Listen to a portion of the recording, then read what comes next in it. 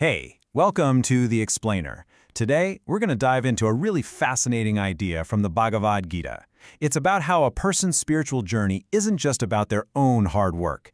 Instead, it's a path that's carefully and kind of automatically guided by divine grace, leading them from the simplest prayers all the way to the highest devotion. All right, so how does this whole guided journey work? Let's break it down. We're going to start where most people do, praying for stuff we want. Then we'll see how faith gets focused and sharpened, which leads to this huge aha moment. From there, we'll see how the very act of seeking changes, and finally, how it all leads to the ultimate goal. It's an amazing progression, all guided from above. So, where does a spiritual journey like this actually begin? You might think it starts with some deep philosophical moment, right? But for most people, it's actually much more down to earth, starting with the real, everyday stuff of life. Okay, so first things first, we've got to get our heads around this idea of functional gods. Basically, you can think of them as deities who are in charge of specific areas of the universe. You know, the ones you might pray to when you need help with your finances or your health or landing that new job. Now, here's a really cool analogy to make this super clear. Picture a prime minister who runs a country through a cabinet. You've got a finance minister, a health minister, and so on. Each one has a specific job. Well, in the same way, the one absolute God governs the whole universe through these functional deities. Their power isn't their own. It all flows from that one single source. And you know, the Gita actually tells us exactly why we do this. It says that at this early stage, our worldly desires kind of cloud our judgment. They steal our intelligence. And that's what makes us focus on these different forms of divinity to get the specific things we want. Okay, but if you've got all these different deities, where do you even start? Your focus could be all over the place. And this is where that divine grace starts to step in, helping to channel all that devotion toward a single, personal God. You know, for a lot of us, this happens in childhood, right? We're introduced to a specific deity, maybe a family deity, who becomes our go-to. This becomes the main focus for all our prayers, the one we turn to for all our hopes and wishes. And this is where we see the first incredible move of divine grace. The Gita says something amazing here. God doesn't care which specific form you worship. In fact, God actively works to strengthen and stabilize your faith in whatever form you've chosen.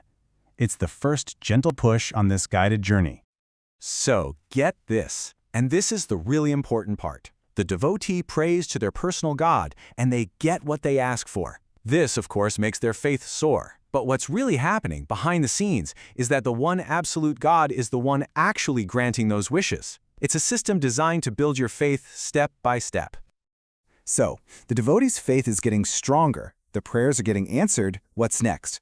You might think they just keep asking for more stuff, right? Well, this is where the journey takes a really interesting, divinely guided turn.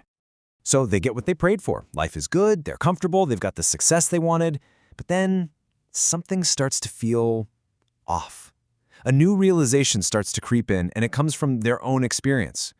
Wow, all this stuff, it's great, but it's not giving me that deep, lasting peace I'm really looking for. And that feeling, that little bit of disillusionment, that's not a bug, it's a feature. It's the whole point. It's the pivot point that grace uses to turn the devotee's attention away from the outside world and toward an inner search. They stop asking, what can I get from God, and start asking, what is God? So how do you go from wanting a new car to wanting God?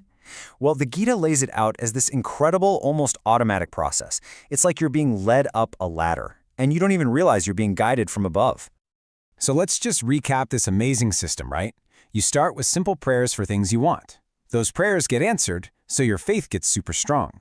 But then, getting all that stuff makes you realize it's not the real deal, and that is what flips the switch. You stop seeking objects and start seeking the source itself. Your prayers change from a shopping list to a conversation about your spiritual growth. This new way of praying, this new focus, it leads the devotee to the final stage. And this is what's called attaining the highest bhakti. Now, bhakti is just a beautiful Sanskrit word that means devotion, or this deep, incredible love for God. And here, that love really blossoms. And at this point, everything just clicks. The devotee sees that their beloved personal God and all the other functional gods were never separate things. They're all just different expressions, different faces, different windows looking out onto the same single absolute reality. There's nothing but that one God. The Gita makes a really sharp distinction here. Think back to that prime minister analogy. If you go to the finance minister, you get a financial result, right? It's finite, it's limited. But if you go straight to the prime minister, well, that's where you get the ultimate infinite result. And the Gita just spells this out, plain and simple. The worshippers of gods attain the gods. The worshippers of me attain me only.